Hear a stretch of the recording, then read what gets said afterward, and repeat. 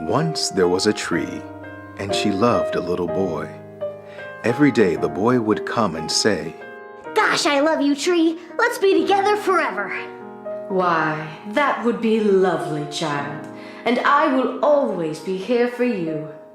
The boy loved the tree, and the tree was happy. But time went by, and the tree got older, and the tree was often alone. Then, one day the boy came to the tree, and the tree said, "Come, boy, come climb up my trunk and swing."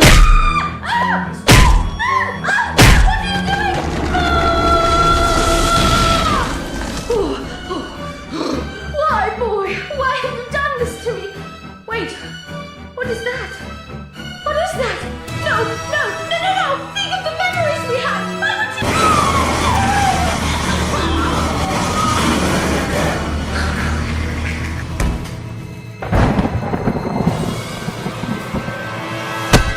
Go see the Lorax! Find out how you too can save the trees!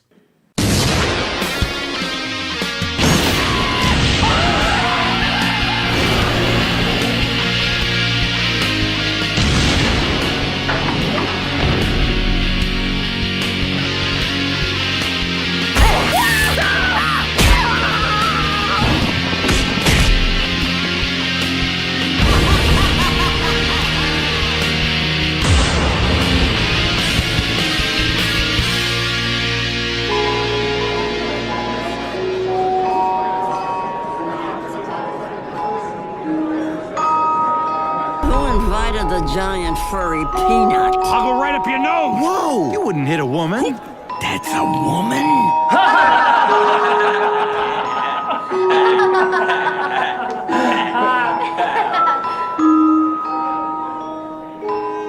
I am the critic. I speak for the Seuss, observing how all of this bullshit got loose. The Lorax, a book that's read by a ton, has been ripped into shreds and can't be undone. The timelessly written book of all ages succumbs to the dumb of the focus group cases. Well, I'm standing up for the small hairy orange. I'm going on up there and... I'm done rhyming. To the Lorax being a huge hit. Yes, now let's see if we can make a live-action version of Goodnight Moon starring Medea. Oh great, another pep talk from the Seuss Nazi, or as I like to call them, Seussies. You think you can get away with dumbing down Dr. Seuss like you did with the Cat in the Hat and the Grinch? Follow-up question, didn't I kill you too? We're like mononucleosis, we never fully go away. And we often put you to sleep. Don't you see the harm you're doing to the wonderful world Dr. Seuss created? The box office disagrees. Indeed, the people love it. But that's what's making it worse! Do I really have to show you the obvious problems you're causing? No, but I get the feeling you're going to anyway. This is the Lorax! We open in Thneedville as the credits roll, a town made completely out of plastic and where no trees exist at all. Thneedville, it's a brand new dawn. I like to thank this film for making me realize how sick I am of over-the-top, upbeat musical intros. Sorry, opening to the Muppets movie, I have to hate you now. Blame this movie! So we see a Gap Kids commercial meet up with an Abercrombie & Fitch commercial, voiced by timeless acting giants Zac Efron and Taylor Swift. Oh, hi, Ted. Oh, hey, Audrey. Hi. Wow, that is not the voice I expected to come out of that kid. Because a 12-year-old boy should always be voiced by a 26-year-old man, right? All right, cool. Hey, I gotta run. I gotta go do a thing. So, I'll see you guys. I'm pretty sure that's how they did in The Iron Giant, isn't it? Hey, Dean! Watch this! Banzai! Come on in! The water's great! No thanks. You weenie! It turns out this girl is an artist who paints pictures of trees and dreams one day being able to see a real one. If a guy somehow got you one... Well, I'd probably marry him on the spot. I bet that sounds crazy. Does that sound crazy? Well, that depends. Do you mean it literally, or do you have a good sense of humor, or nothing else is gonna be revealed about you in this movie, is it? You're just a bland piece of who-ass to get his truffalo growing so he can set out on this movie's hypocritical quest, aren't you? And people said that the touch of their tufts was softer than anything. Well, any other cliche characters, or as I like to call them, cliche-occurs, you'd like to get out early in the movie? Oh! The hip rockin' granny? Okay. Any others? Disco! The embarrassing parent. Painful, very painful. Any others? The more smog in the sky, the more people will buy. Oh, of course, the corporate bad guy who owns the town with no redeeming elements whatsoever. You could call him the missing Captain Planet villain, Shippy. How can I possibly make even more money? We can tell you, sir. We can tell you. Why, he's so evil he wants to actually sell fresh air to people because their pollution is already destroying the air that they have. Spaceballs did it? I make a living selling fresh air to people. Trees? Oh, they make it for free. I consider it kind of a threat to my business. Okay, first of all, if you're gonna steal Edna Mode's design sheet, pick a voice that matches. Those vocals match about as well as... Oh, hey, Audrey. That. Second, isn't the idea of the Lorax that there is no real bad guy? It's just a cautionary tale of when anyone takes too much without seeing it? Unless someone like you cares a whole awful lot, nothing's going to get better. It's not.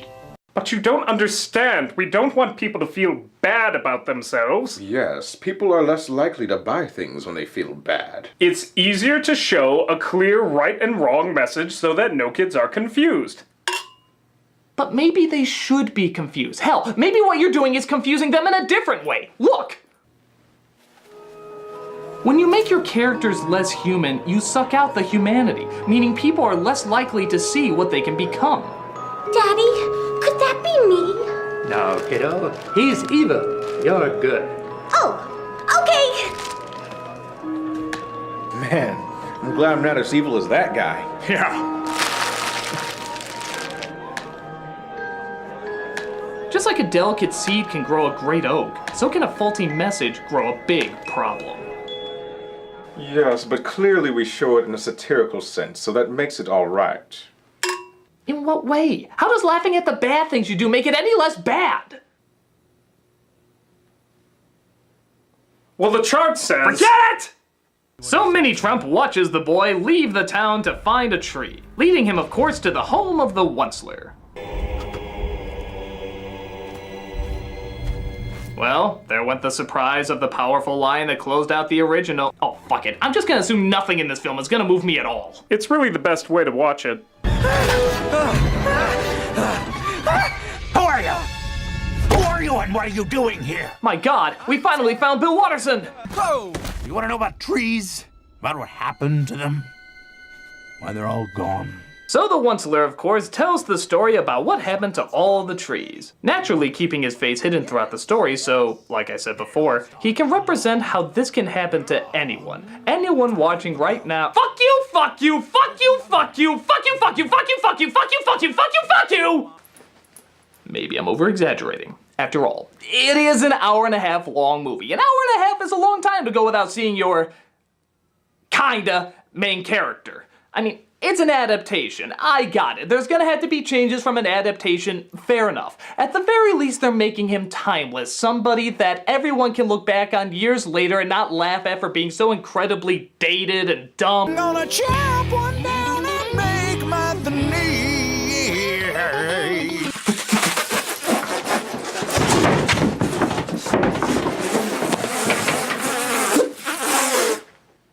I don't care for that. This Onceler is a super young, electric guitar playing, tight clothes wearing, fedora hat toting, pop cultural referencing, Zach Braff-ing, completely dated product of the times. Na na na na na. Oh, I got a little jingle. No. Gonna blow some minds. Whoop-a-dip-a-poo. Yeah, see? Hey, yeah, no. What's his problem? I'm just saying, weirdo. Bull fucking shit. Yes, and the Oncelings seem to love him.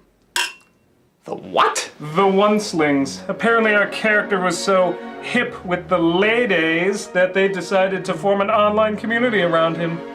Engage. Oh my God, this was a thing? Yes, and we even have one online right now. She calls herself Hyper Fangirl. Oh my god, guys, I just love all the emo haircuts you're giving to the Dr. Seuss characters. You're giving them a style that'll last forever, like the Jonas Brothers. Why do you love this Onceler? He's every other quirky alternative product mixed into a Michael Cera action figure. They should have called him the hipster. Ooh. He is clearly not a hipster. Hipsters act like they don't care how they look, and then they take 7 hours to put their outfits together. He clearly only took 6. You can't just like someone because he's really nerdy, into retro media, and wears a bunch of half professional, half grungy clothes.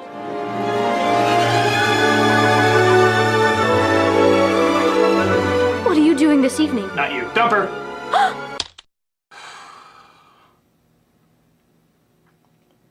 You know, you really are a bit of a hipster. Shut up! So the Onceler, oh shut up, comes across a landfill with trees and painfully obvious minion backwash.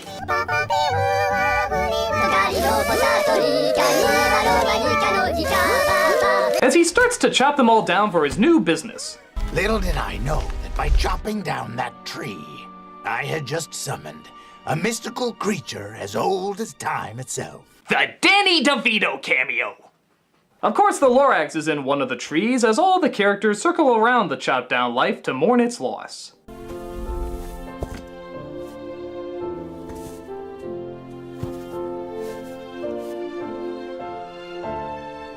Now that's actually a very touching moment that fits the spirit of the book. It's new, it's different, but it keeps to the message, love, and even kind of subtlety of what Seuss was going for. How do they fuck it up? Well, clearly we can make the message much more powerful by adding in Mission Impossible homages. A dozen more of those minion moments. Bottom. And the non-violent pacifist Lorax of the original now trying to drown our hero in the hope that that'll lead him away. Oh, and don't forget a few more lame-ass pop cultural references. Why aren't you like other kids, breakdancing and playing the Donkey Kongs? So Donkey Kong is now officially part of the Dr. Seuss canon? I don't know how to feel about that. I know, it's so retro. Hold me. So the Wilford Brimley Oompa Loompa feels bad about almost drowning the Onceler. Shut up! So he makes it up to him by tearing the shit out of his new home. It was cold outside, and we just fell asleep. Okay, I put my lips on the... Ew! What's for breakfast? Breakfast is overrated. Heck, why do you have one of these? You don't even have a mustache. Yes, teaching lessons about staying out of others' environments is made much stronger by invading your environment. I got work to do. Yep, I gotta go into town and sell my thneed. So the Onceler, don't make me impale you! Makes a deal with the Lorax that he won't cut down any more trees and that the one he got is enough to sell his product called the thneed. Hey, cool hat. Oh my gosh, I totally want one. That thing makes me like you more. Ah, how advertisers thought marketing for the Lorax would work. And sadly did work.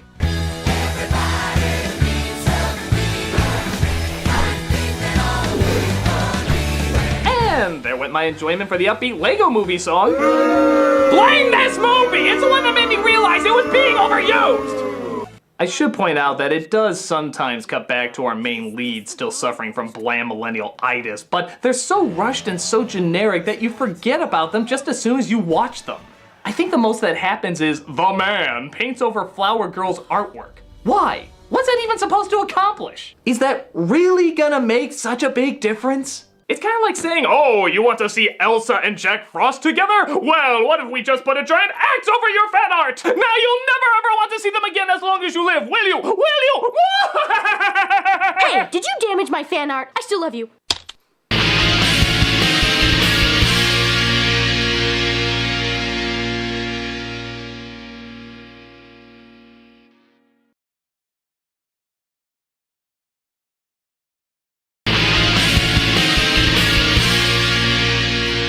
So the Onceler's family comes out to live with him, and once again, it's not the Onceler himself who's consumed by productivity. That would make him interesting, identifiable, and complex. No, it's just his evil family that eggs him on. So, I guess as long as you don't have one of those, this could never happen to you.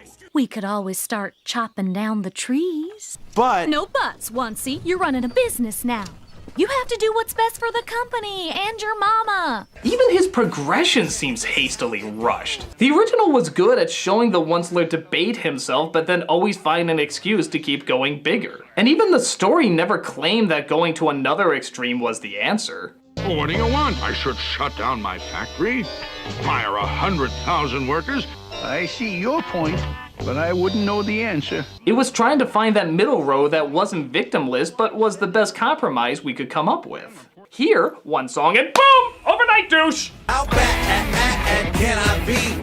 I'm just building the economy. Instead of slowly but surely over the course of the film, we see the progression of all these choices and the effect that it's having. It's just one song. Anakin Skywalker's transition was more complex. And the PR people are lying.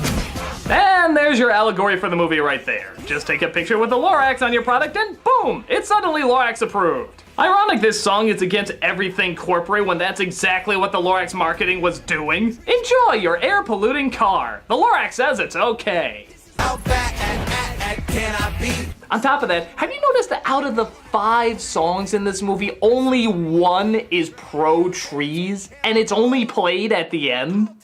And yes, I know they're being ironic and praising overproductivity, but by God, 4 upbeat, modern-style pop songs about it, and only one song that actually says give a damn about the trees? Don't you see even a little bit of a problem with that? It says the people with the money. People with the money. Make this ever-loving world go round. They're not even timeless songs. They all sound like the top 10 from Radio Disney. Well, we're just trying to reach the most popular demographic. You can respect that, trying to get your message out to as many people as possible. A toast to pandering! Yeah, but the popular way isn't always the lasting way. Look again.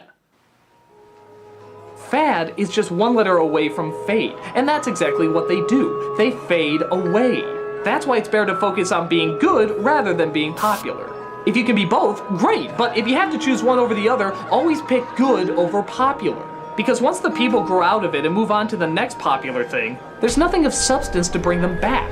And the timeless message you claim to fight so hard for becomes just another passing trend to forget about.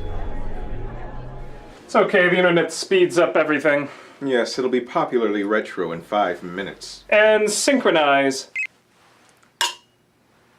So as I'm sure you guessed, the Onceler finally chops down the last tree and his business, as well as the forest, is completely gone. The Lorax lifts his ass into heaven, leaving evil McObvious to be inspired to be the next big tyrant. I wonder what the next $1 million invention's gonna be. Yeah. I wonder.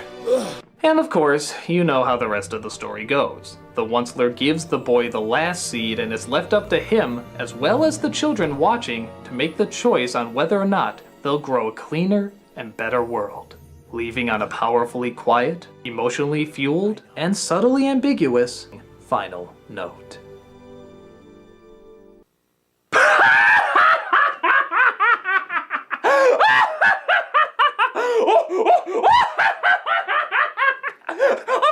I'm sorry. The idea of any Dr. Seuss movie doing anything clever or subtle. Of course they don't do that. No, this one has car chases. Yeah, because if there's anything that people were complaining were missing from Dr. Seuss, it was more fucking car chases. Also, we get the big bad corporation trying to take control of the people's minds. By God, they're making Hail Hydra sound like a weather-resistant German car. You won't get away with this, boy! Throw in a radical snowboarding granny. Seriously? How cool is your grandma? A tubular scooter that's probably polluting the more times he rides around on it. Seriously, you're just talking. Do you have to ride around in circles like that? And we clearly see the town not over the progression of time and patience, but rather fucking instantly join the boy's side, go out to plant 1 million trees, and sing another pop song about it.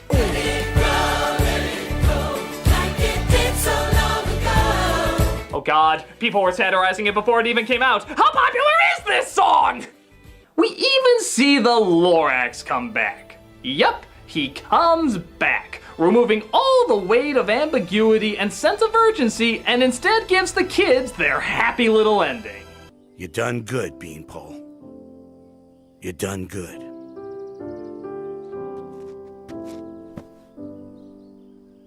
Aw, isn't that just precious?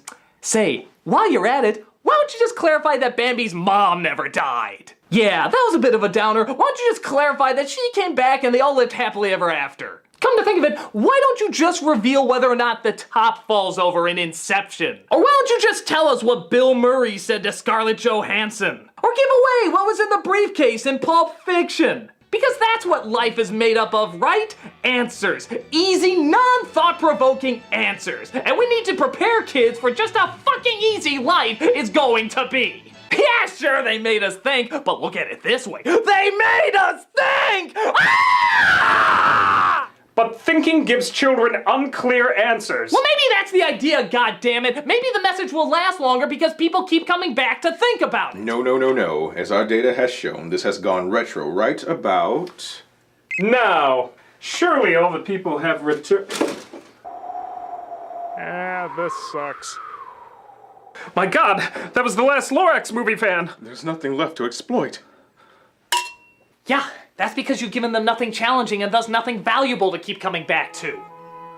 Well, it's not as bad as The Grinch or The Cat in the Hat, and the animation style is colorful and lends its way to Seuss's world better than live action. The Lorax still sucks in capturing the spirit of Dr. Seuss. Instead of being poetic, it panders to the mainstream. Instead of having it speak to everyone, it paints extremes that alienates the truth of the story. And instead of being dark and subtle, it knocks you on the head with its message, ironically making it far less memorable.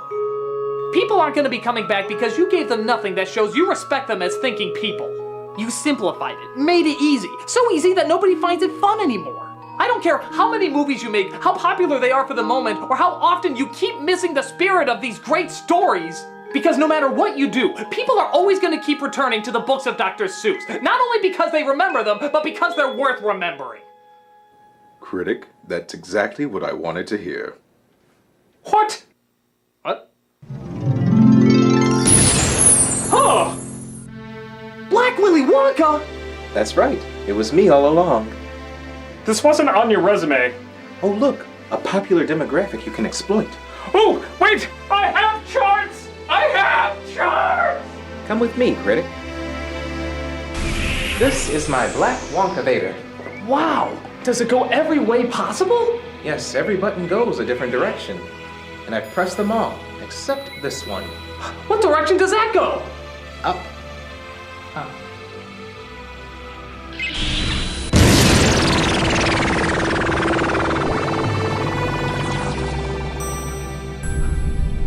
Hey, aren't those the people who saw the movie? Sure are. But they're reading the book. I thought they were done with the Lorax. Well, you see, Critic, that was part of my ultimate plan. It was? Yes. You were right about Seuss. His books will last forever. But sometimes people take that for granted. So what better way to remind them of Seuss's power than making films that completely fucks them up? So, The Grinch, The Cat in the Hat, The Lorax, they were all purposely terrible and dated? They needed to be popular so that everyone would see them. But they also needed to be horrible so that everyone would go back to remember just how good the original stories were. True beauty never fades. You just need to be reminded of it once in a while. And for discovering this, I get your money-making secrets as well as a lifetime of happiness? No. You get a button.